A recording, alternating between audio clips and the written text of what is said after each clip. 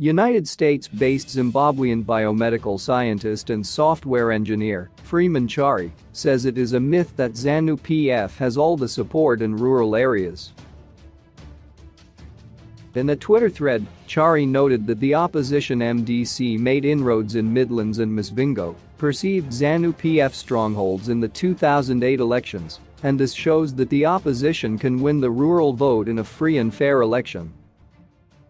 Chari, however, warned that the military, as a player and referee in elections in Zimbabwe, has the final say on who governs the country. Wrote Chari. 1. In 2008, ZANU-PF had created two safety levers that were supposed to guarantee a Mugabe win and at worst make it hard for him to lose it. The first lever was the 50% plus one rule, which was enacted in 2007. The second was the introduction of the harmonized elections. 2. The goal of the 50% plus one rule was to provide a basis for redress in the event that Mugabe lost. Previously, whoever came first was going to be president. 3. ZANU knew that a senile Mugabe couldn't outrun Tsvangirai. Instead, they created a situation where every ZANU candidate was forced to have skin in the game. Mugabe was supposed to be a ripple beneficiary of the campaigns of other candidates at council and parliamentary levels. 4. These two changes were calculated to keep Mugabe in power.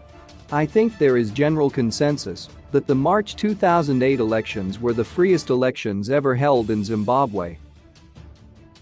The calculation was if Mugabe won, the international community would not have a leg to stand on. 5. For the first time, MDC posters were pasted everywhere without reprisal. People campaigned, but obviously, because of the violent history, many people did not feel safe to even contest. That is how we ended up with many candidates whose qualification was just being brave. 6. Internal power dynamics within ZANU-PF resulted in the Bora Musango phenomenon. Mugabe was left to hang. He lost to Montana presumably by a wider margin than reported. It took over a month for ZANU to declare the results. We didn't have WhatsApp, few people had cell phones. 7. ZANU-PF lost its parliamentary majority. The two MDCs, one led by Montana and the other by Prof Mutambara, had a simple majority. The first safety lever enabled Mugabe to declare a runoff, even though it was widely believed he lost outright. They relapsed into their default settings. 8. Mugabe re-enlisted Mnangagwa and Jonathan Moyo, who both had fallen out of favor after the infamous Chilacho saga. Mnangagwa's role was to galvanize the killing machine, while Moyo sanitized the murderers. Over 250 people were killed in cold blood and more than 1 million displaced. 9. Tsvangirai fell victim to his conscience and pulled out of the June runoff. Mugabe ran by himself and declared himself the winner, all the while swimming in the pool of innocent civilians' blood. 10. The killing machine continued to abduct and slaughter opposition supporters until Tsvangirai was compelled into a Thabo Mbeki-engineered NU at the end of 2008. The NU was supposed to be a transitional period to usher in a new democratic Zimbabwe, but as we all know. 11. We are now in a worse position today than we were at the end of the NU. Most of the gains of NU have been eroded by the same system that lost in 2008, but killed to survive with the complicit of South Africa and SADC as a whole. 12. When Jonathan Moyo and his fellow exiled former Mugabe ministers cry about the 2017 coup, we always remind him of the real coup that happened in 2008, which he worked so hard to sanitize.